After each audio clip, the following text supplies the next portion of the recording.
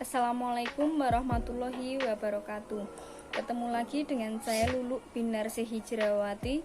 Nah, di video kali ini saya akan menjelaskan tentang dasar-dasar perpajakan yang kemarin kita lihat. Dan ini adalah part 3-nya, yaitu tentang ketentuan umum pajak dan tata cara pajak. Nah, di video kali ini saya akan menjelaskan tentang NPWP, NPPKP, SPT Surat Pemberitahuan, SSP Surat Setoran Pajak, SKP Surat Ketetapan Pajak, dan yang terakhir yaitu STP Surat Tagihan Pajak. Nah, namun sebelum itu sistem perpajakan diatur dalam berbagai undang-undang. Salah satunya yaitu ini, kita lihat di sini. Yang pertama Undang-Undang Nomor 6 Tahun 1983 tentang Ketentuan Umum dan Undang-Undang Perpajakan baru. Nah, yang kedua yaitu Undang-Undang Nomor 7 Tahun 1983 tentang Pajak Penghasilan. Yang ketiga adalah Undang-Undang Nomor 8 Tahun 1983 tentang Pajak Pertambahan Nilai Barang dan Jasa dan Pajak Penjualan atas Barang Mewah. Nah, yang keempat adalah Undang-Undang Nomor 12 Tahun 1985 tentang Pajak Bumi dan Bangunan. Nah, yang terakhir Undang-Undang Nomor 13 Tahun 1985 tentang Biaya Materai. Ya, kenapa sih diatur dalam bentuk undang-undang? Nah, tujuannya ini. Yang pertama, meningkatkan efisiensi pemungutan pajak. Jika pemungutan pajak lebih efisien, maka orang-orang lebih mudah dalam melaporkan pajak. Nah, kemungkinannya orang-orang mau membayar pajak. Nah, yang kedua, meningkatkan pelayanan bagi masyarakat, namun tidak hanya pelayanan, juga untuk adanya kepastian hukum dan juga adanya keadilan bagi masyarakat. Nah, yang ketiga, bertujuan untuk meningkatkan prinsip self-assessment system. Dengan adanya self-assessment system ini, masyarakat harus melaporkan atau mengecek kita sendiri, kita punya harta apa saja.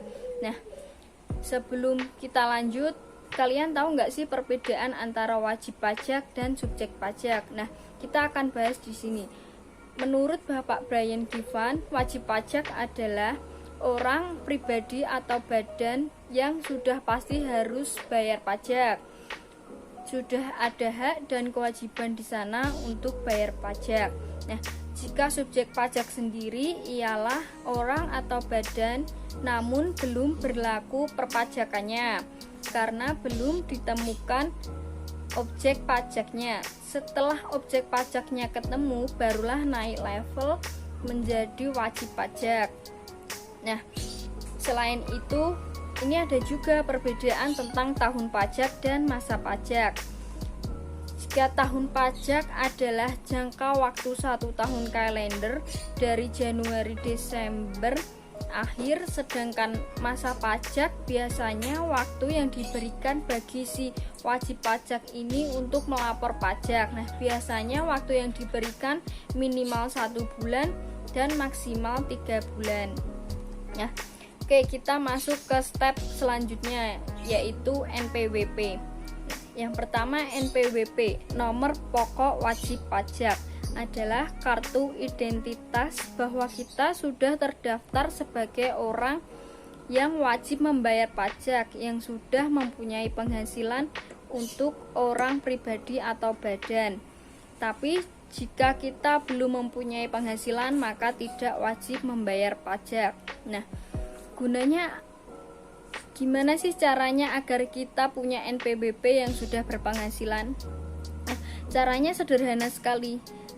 Dengan online saja kita sudah bisa mendaftarkan data diri akun kita di sana, memverifikasi, lalu di-print dan dicetak. Nah, namun jika sudah berpenghasilan belum mempunyai NPWP akan mendapat sanksi. Kalau sengaja tidak mau bikin NPWP, maka sanksinya adalah hukuman pidana kurungan selama minimal 6 bulan dan maksimal 6 tahun. Nah, yang kedua adalah NPPKP, yaitu nomor pengukuhan pengusaha kena pajak. Ini biasanya digunakan untuk pengusaha, namun ada yang namanya pengusaha kecil, yaitu pengusaha yang selama 1 tahun buku melakukan penyerahan barang kena pajak dan atau jasa kena pajak. Nah, dengan jumlah beredaran bruto atau penerimaan bruto tidak lebih dari 4,8 miliar. Pengusaha kecil tidak perlu dikukuhkan sebagai PKP, namun demikian bagi pengusaha kecil dapat memilih untuk dikukuhkan sebagai PKP untuk dapat memperoleh hak sebagai PKP. Nah, yang ketiga tentang SPT, surat pemberitahuan. Biasanya SPT muncul di awal tahun atas penghasilan kamu di tahun sebelumnya. Nah, SPT terdapat 2 jenis, yaitu yang pertama SPT massa adalah itu SPT PPh juga SPT massa PPN atau pajak pertambahan nilai. Nah, yang kedua adalah SPT tahunan. SPT tahunan yang PPh SPT dapat berbentuk formulir atau dokumen elektronik. Setelah mendapat SPT, kita melaporkan SPT tersebut. Nah, sanksi keterlambatan lapor SPT yaitu sanksi denda disebabkan antara lain nih. Kita lihat di sini yang pertama terlambat lapor SPT massa maupun tahunan. Nah, yang pertama sebesar 500.000 untuk SPT massa PPN, yang kedua sebesar 100.000 untuk SPT massa lainnya, yang ketiga sebesar 1 juta untuk SPT tahunan WP badan, dan yang keempat sebesar 100.000 untuk SPT tahunan OP. Nah, yang keempat tentang SSP, surat setoran pajak, yaitu bukti pembayaran atau penyetoran pajak yang telah dilakukan dengan menggunakan formulir atau telah dilakukan dengan menggunakan cara lain ke kas negara melalui tempat pembayaran yang ditunjuk oleh Menteri Keuangan. Fungsi SSP ini adalah sebagai bukti pembayaran pajak bila telah disahkan oleh pejabat kantor penerima pembayaran yang berwenang. Nah, yang kelima tentang SKP. Apa sih SKP itu? SKP adalah surat ketetapan pajak. Adalah surat ketetapan yang meliputi surat ketetapan pajak kurang bayar, surat ketetapan pajak nihil, dan surat ketetapan pajak lebih bayar.